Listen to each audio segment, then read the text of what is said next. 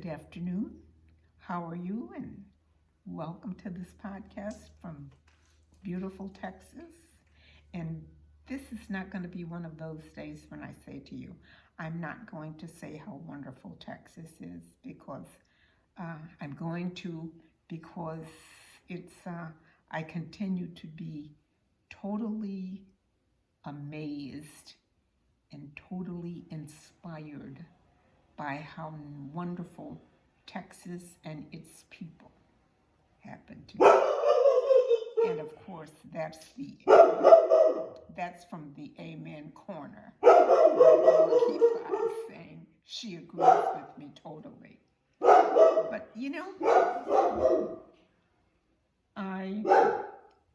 today I will apologize for anything that I happen to say about the former president because to be an American and listen to the news over and over and over again and not say anything, it means that you are blind, you are deaf, you don't hear, you don't listen, you don't care, you're afraid.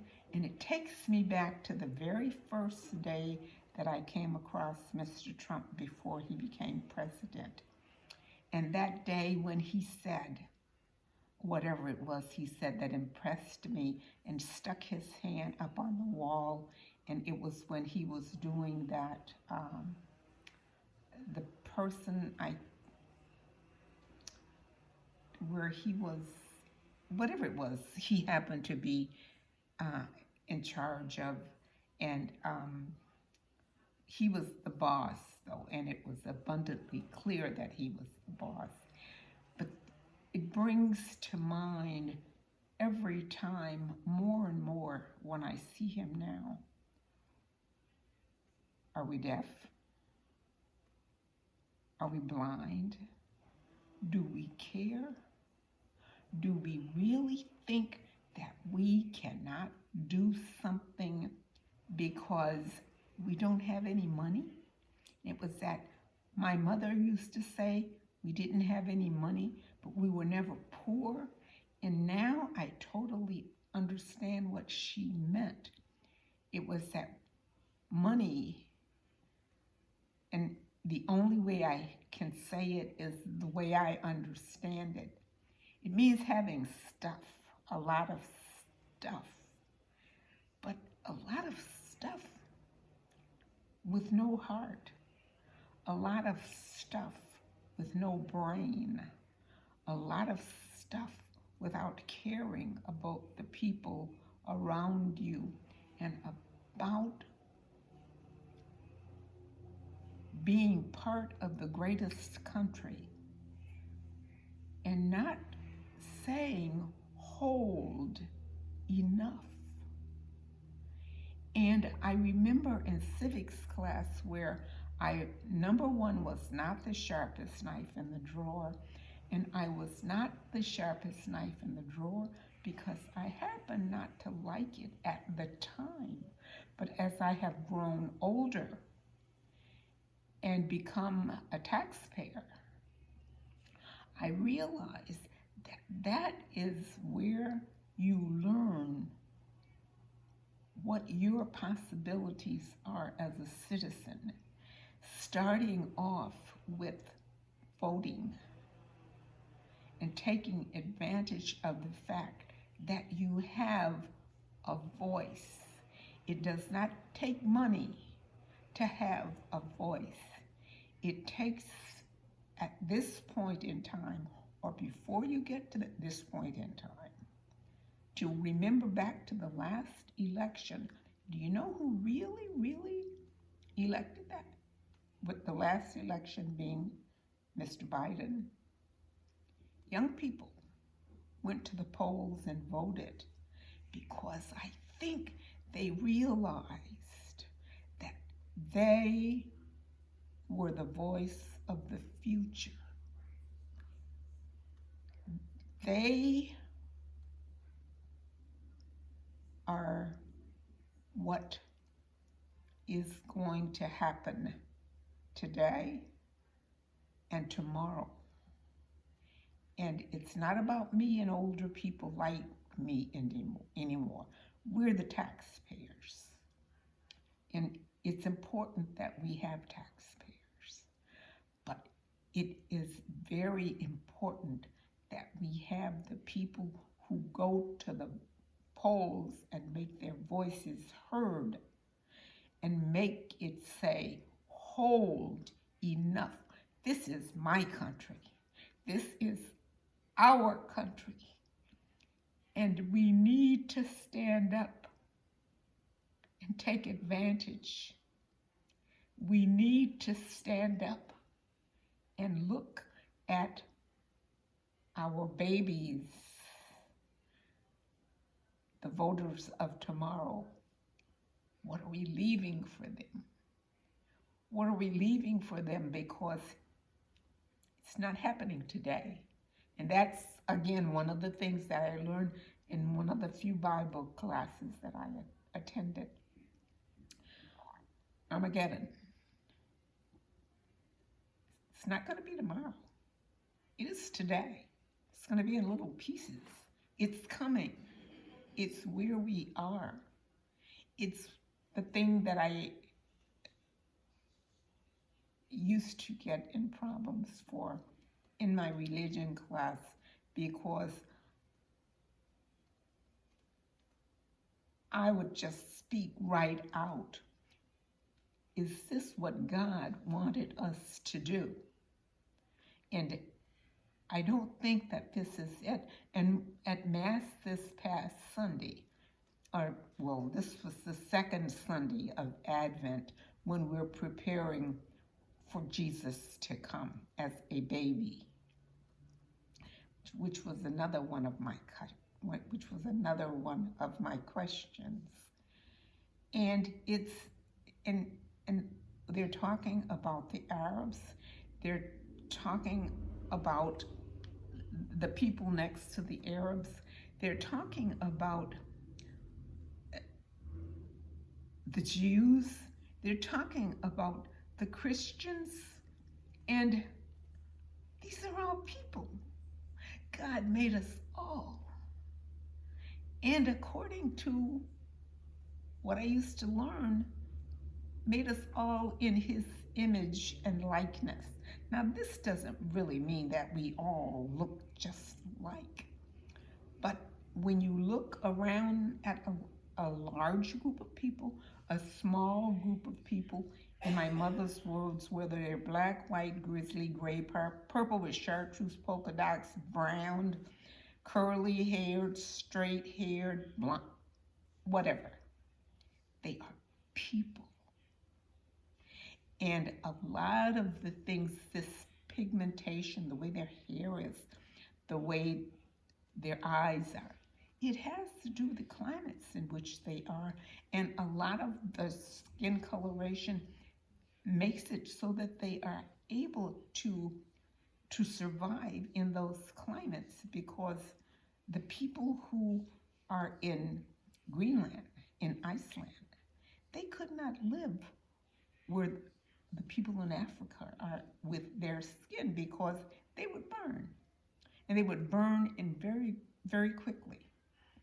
And it's the kind of thing that I don't know where I heard it, and I know it was not something my mother said, because my mother wouldn't say something like this.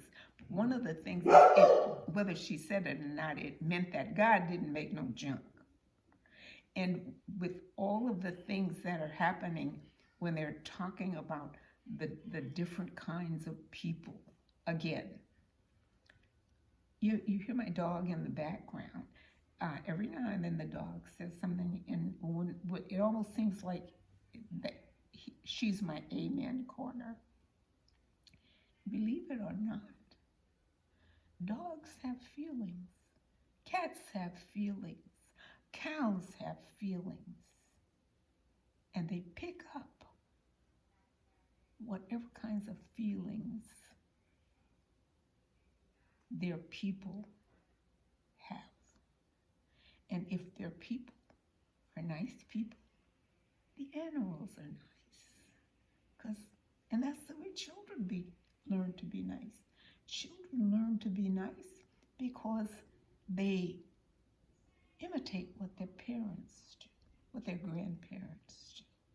I remember sometimes, or call to mind sometimes, um, one of the phrases that my husband used, and it was not an original phrase from him, but he would say sometimes as the kids were growing up, and but we had two sons.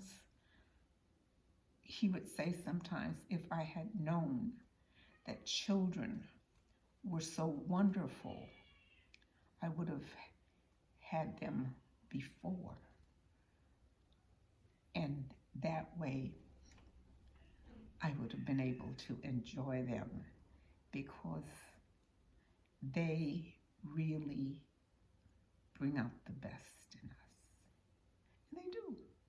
In the same way that my Amen Corner brings out the best in us sometimes.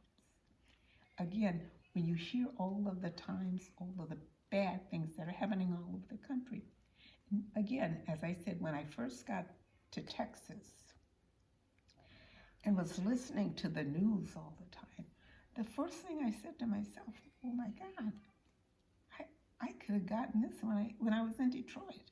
At least I knew the neighborhoods and where to go and where I could be comfortable and where I felt safe. And the thing was, it was because I knew my neighbors. And the thing, again, how you interact with those around you has everything to do with the way they respond to you. And if you're not a nice person, you can't expect people to be nice to you. And you can have all the money in the world, but it's not, if you don't treat people with, as Aretha says, R-E-S-P-C-T. R-E-S-P-C-T goes a long way. And the thing is that when, on these days that I tell you that are so beautiful here,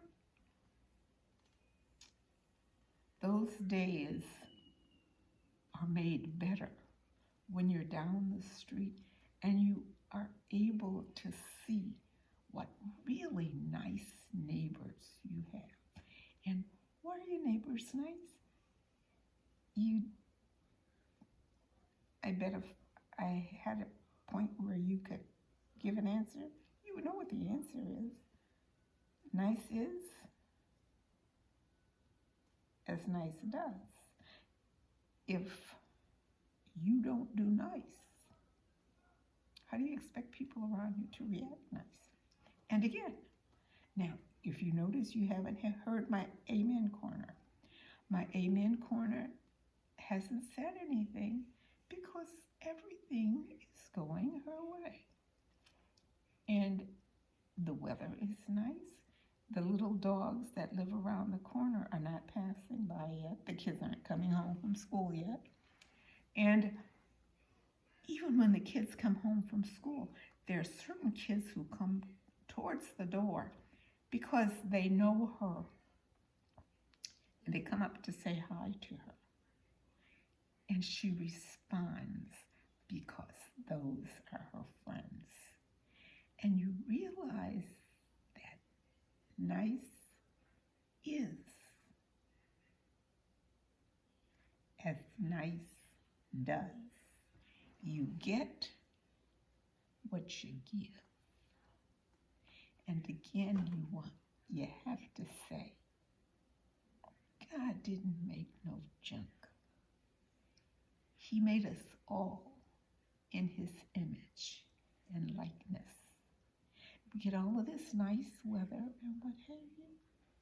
Do you ever get to feeling that, again, Armageddon how did the Bible say that the next time it will be by fire? What's there? There's an awful lot of water going on in different parts of Texas now. They're having storms everywhere, but also there are different parts in the Far East. There's lots of fire. And there's lots of fire in terms of my amen corner saying, and that's you're getting what you give. And you sit back and you wonder, when are we going to sit up and listen? What are we going to do unto others as we would be done unto?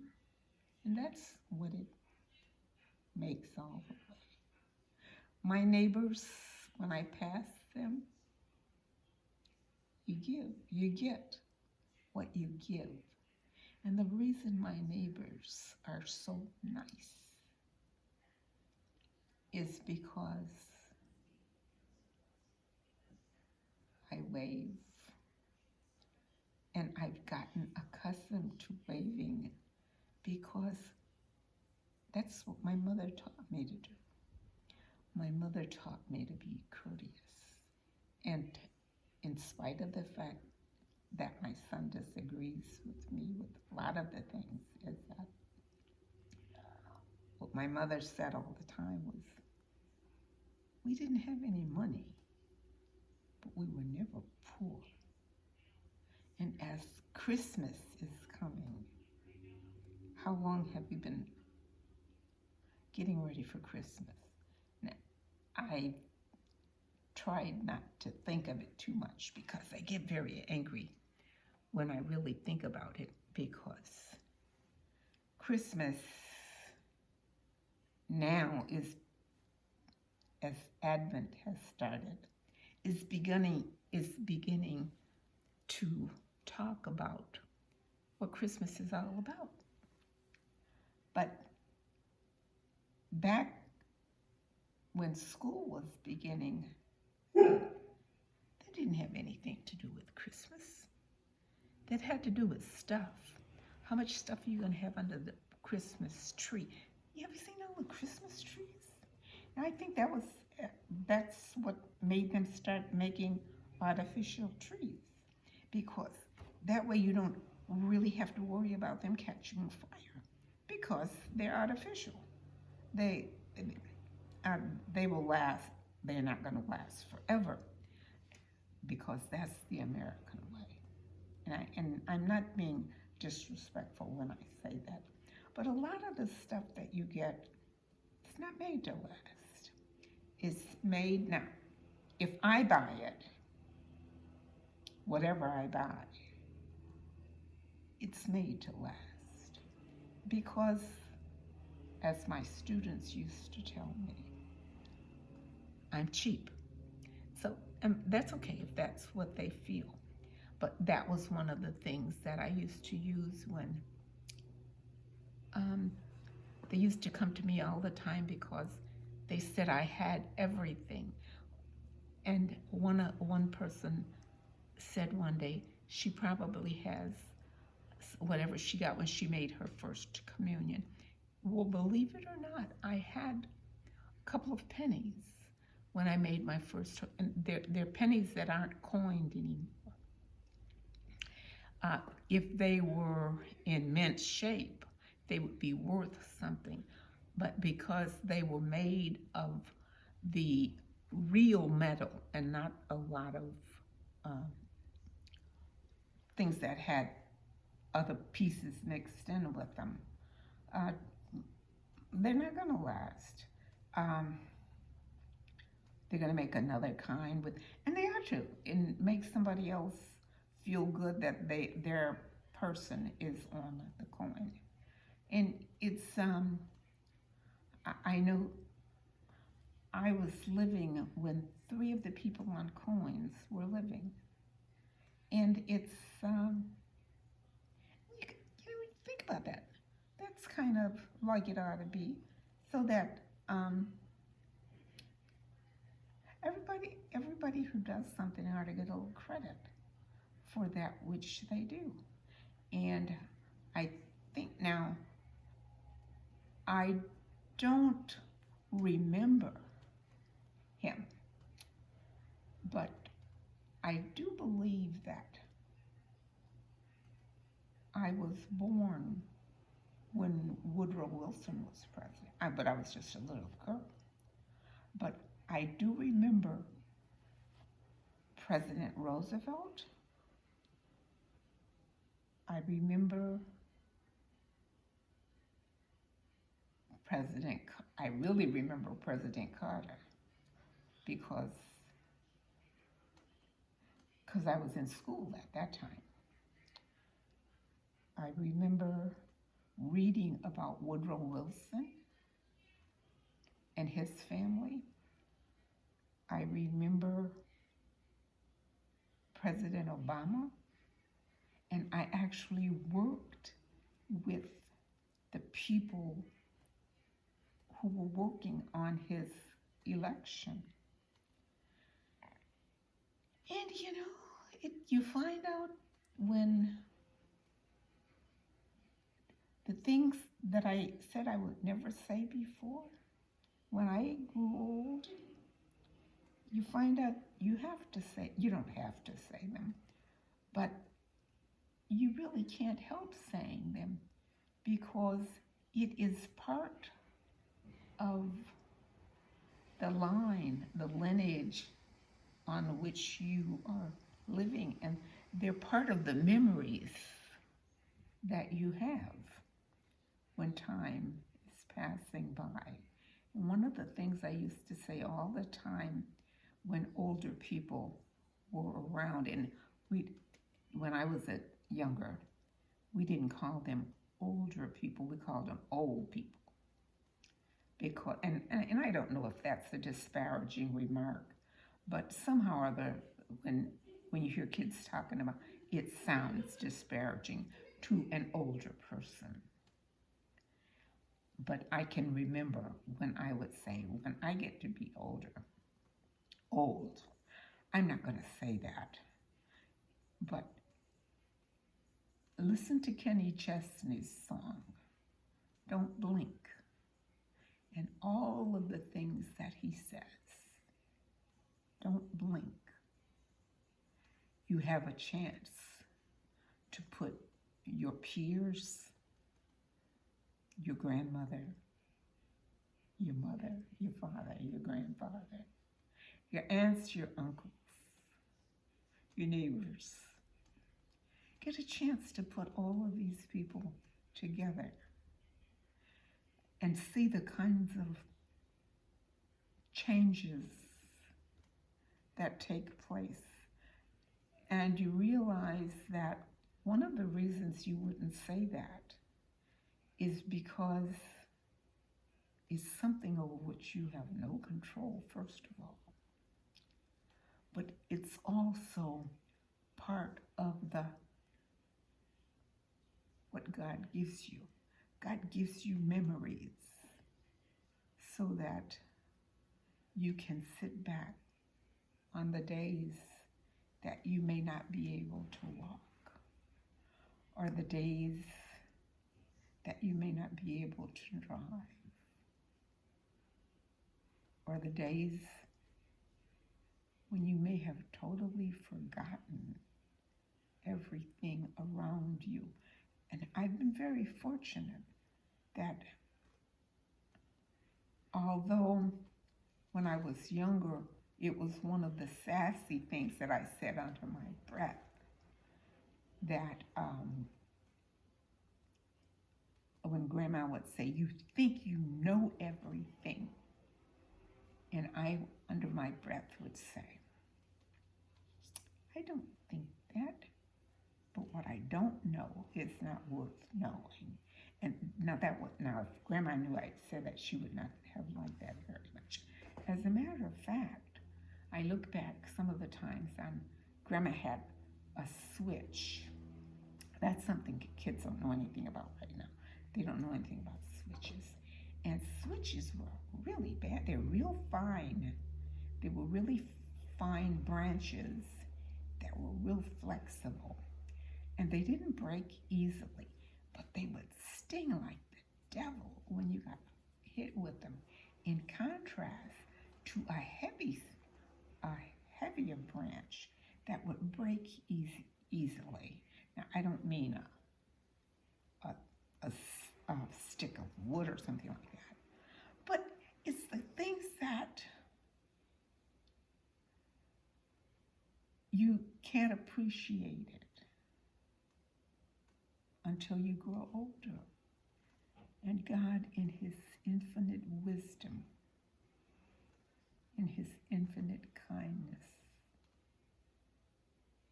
gives us old age and memories so that we can have something on which to draw. And I know I've told you that I'm from a very big family. And I find myself wondering sometimes how anybody who grows up the way I did, in a house like I did, where you can get all of these kids, people together, and you have ideas, those of which are diametrically opposed from each other. How can anybody who grows up under the same roof where I grew up have some of the ideas that my brothers and I had that were so different one from the other?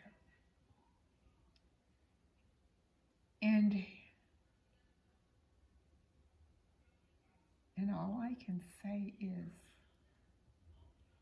God, thank you for giving me this and for giving me the mother that I had. And honestly and truthfully, I don't know how my mother did it. And it was the thing I used even after I had children. But it took me getting to that point where I understood. I wouldn't do it, but I understood why my mother really couldn't live without. My mother could not live without children. Now, I could not have lived with all of the children that she had. But one of the reasons being because I had children, so by the time I had children, I guess my mother must have had 5 or 6. I had my second child when I was 29 years old. So that's a long time. That's old. But at the time, you think it's cool. It gives you a chance to have a little stuff. But stuff isn't everything. It's, as Mama said, we didn't have any money, but we were never poor. We used to sit down and I don't know if you know what a scooter is, but when skates got to be older, my brother would put them on a skate on a board and put 4 skates, and we would make a scooter and go down and move it with 1 foot. And we thought we had died and gone to heaven because we had something that nobody else had, and it was the coolest thing in the world. And it's a different kind of stuff. But it was something that gave you something to do, gave you something to share with give you ideas to share with somebody else. When I hear kids talking, when I actually see them sometimes, I wonder if anybody walks anymore. I'll meet you in such and such a place. And you look up, and such a place is 2 blocks away. When I was a kid, I walked 8 blocks to school. And on the way, I picked up all of my classmates, my schoolmates.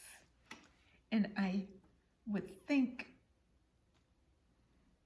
when I was teaching, now by this time, I used to think about when it got to be time, omission commission, when I would write stories. You realize I write stories and what I committed. I talked about my big family and everything, but I left out a lot about my big family. And you find out that what you leave out tells as much as what you put in. And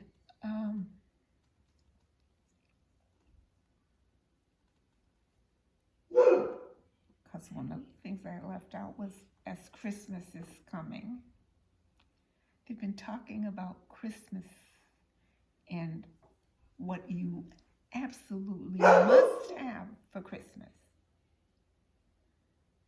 which is Fifth Avenue telling you what to do. And you know what? That's the way we do things. But I'm thinking, how long does the stuff under the tree last? Now, when I was a kid, we got one thing under the tree. And one of the things, again, that I used to say as we were going along, and someone says, "What are you getting for Christmas?" And my only thing was, it ain't your birthday. If your birthday does not occur between the 15th of December and I think either the 6th or the 16th of January, which is the day when the kings came to see Christ. It ain't your birthday. And that was I always had a smart answer for it ain't your birthday. And if your birthday doesn't occur, so you don't get anything, because it ain't your birthday. And as you grow older, you realize that. Now, I never wanted my children to, and never even as a younger person, when I had kids, when I started having children, or even when I talked about to other kids, I never wanted them to think that was their birthday. Now or that they were supposed to get something for Christmas. But now, that was one of the things that, by going to Catholic schools, and again, I got into problems sometimes because the nuns thought I was disrespectful sometimes, and it probably was when I was coming along. But when you really think about it, number one, the way we did it at our house, Christmas Eve, our tree went up.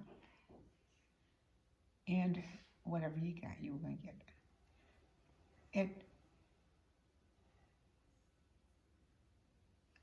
That's really the way it ought to be.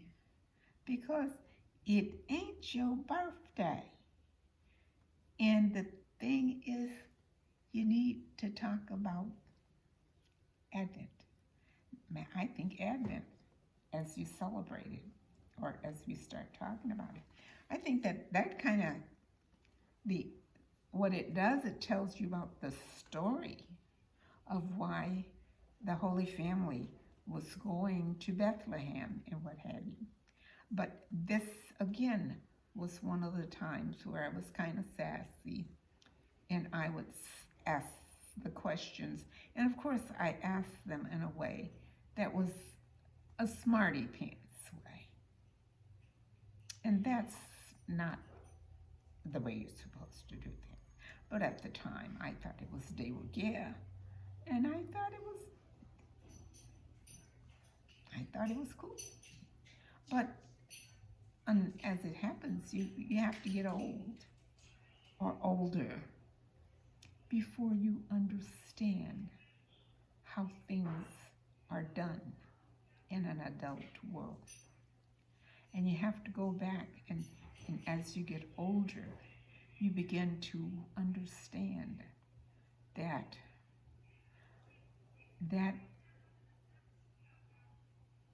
trip to Bethlehem and the way things were happening during that season, it had a lot to do with,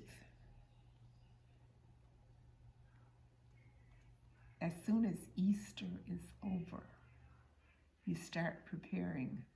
As soon as Christmas is over, you begin preparing for Easter, which is the death of Christ.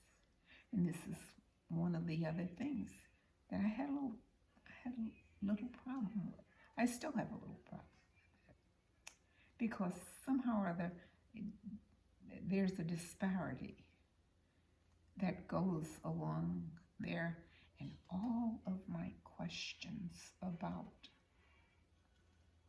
being made in the image and likeness of God. And God came here for everybody. And these are the things that we're supposed to do. These are the things that we're supposed to have. This is how we're supposed to treat each other. This is the way life happens. This is the way things are supposed to grow. And there is a rhyme and a reason for everything.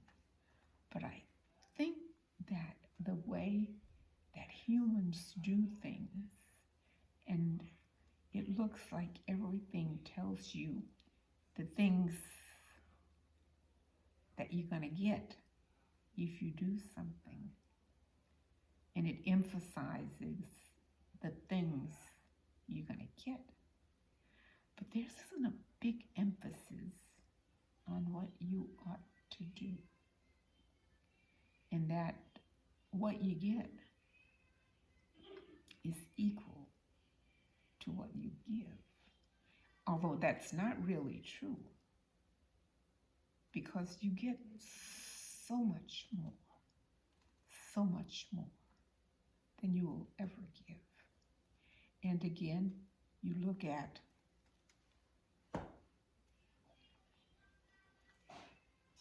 this lovely weather in Texas. In the part of Texas where I am, the weather is absolutely unbelievable. The northern part of Texas, some of the people are having real bad weather. In other parts of the country, they're having really, really bad weather. And it almost makes you wonder, what did these people do in order that this is happening to them, and it's not happening every place. But that's not one of the questions that we're supposed to ask. It's not one of the questions that to which there's an answer really, except in the way that God giveth, God taketh away. And there is a reason for it. And again, as I'm looking out my one window now, as I'm talking to you now, I wonder, what have I done to deserve all of the good things that are happening to me? To deserve all of my good neighbors? To deserve my little amen corner that I've got? And someplace along the way there is an answer. And you find that the best answer that I have for everything, I find comfort in what Mama used to say. And that was, we didn't have any money, but we were never poor because we never went to bed hungry.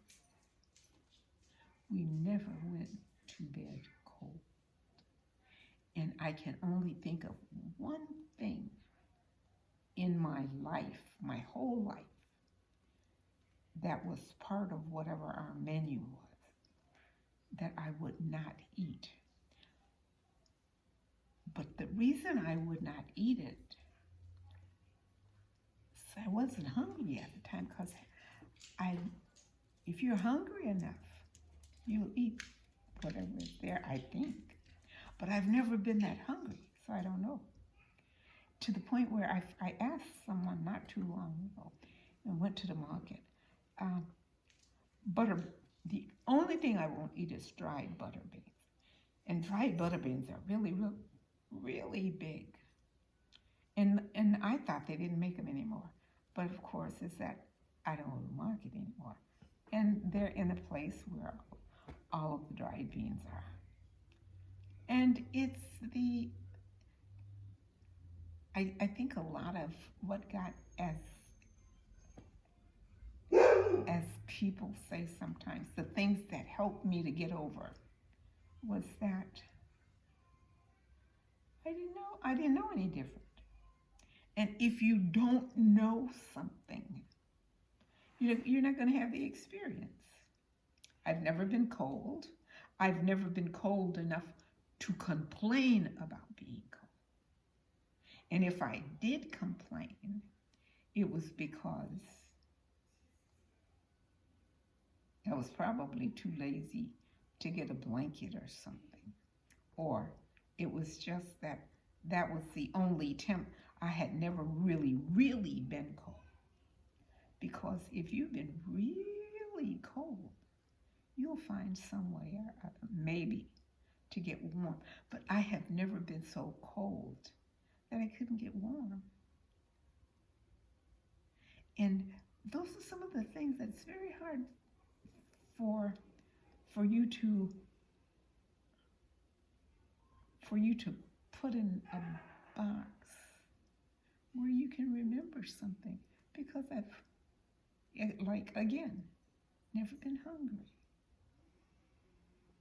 And I can remember one of my brothers, where somebody one day said that, whatever, Mama, I've never heard anybody at my table ask, what's for dinner? Because what's for dinner? Dinner. And we all sat down at a table. We had 2 tables, 2 big wooden tables. And we all sat at the table at the same time. I don't think anybody does that anymore, except on big holidays. And again, it's again, that there's so many things that happen that are happening to now, today, is that we just, I guess, it's the times in which we live. Everybody is busy. Everybody has stuff to do. Everybody has places to go. And and you kind of just never take time to sit back and say, hold enough, hold enough. And I would like to see a day when a youngster could go to school and pledge allegiance to the flag.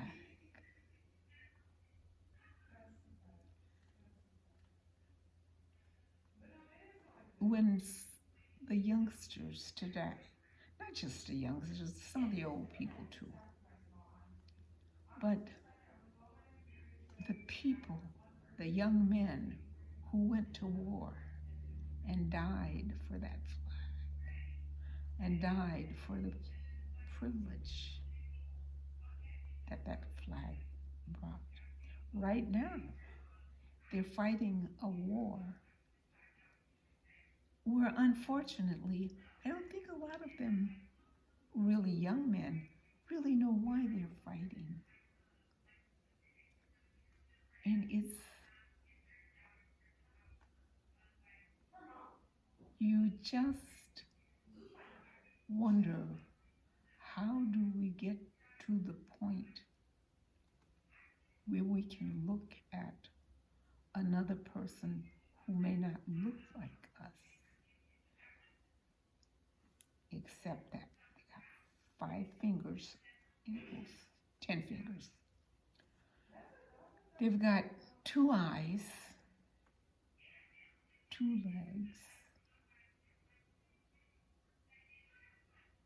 2 feet, 2 hands. You see where I'm going. Now, a few people didn't quite make it in that respect. But it's the kind of thing where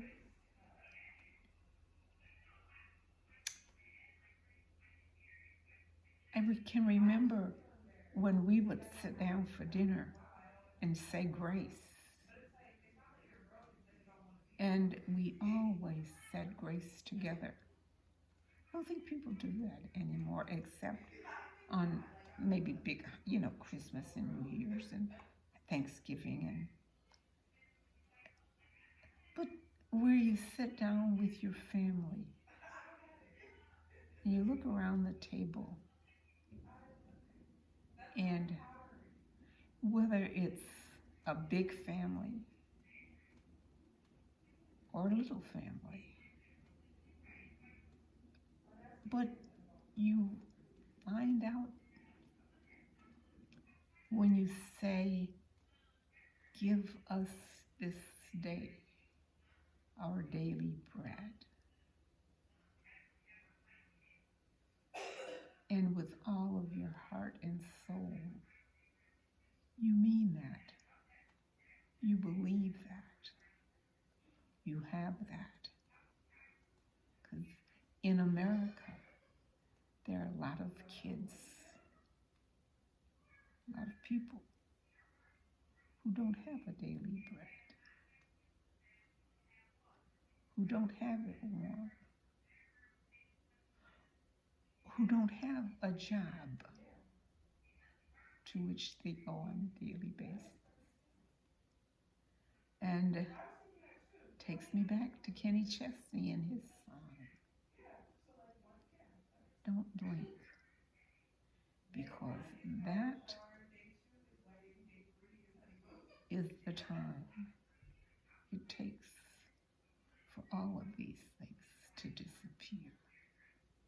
because there's some of you who may be listening now who may sit down at the table to say grace tonight. There's some of you who might not wake up in the morning because that's the way that life is. And in the, I guess this used to be something that some of the old people used to say was when they're saying blessings and what have you, and telling people goodbye. I'll see you tomorrow. God willing and the creek don't rise. Now, if you're from the South or someplace around the water or what have you, you'll know what that means. But there are a lot of places in northern Texas right now where it means a lot. God willing, and the creek don't rise. The creek gonna rise, because that's the way it's happening. And please, if you have a minute, first of all, forgive me for bending your ear for so long. But take a minute, if you've stayed with me all this time, to press like and make a comment.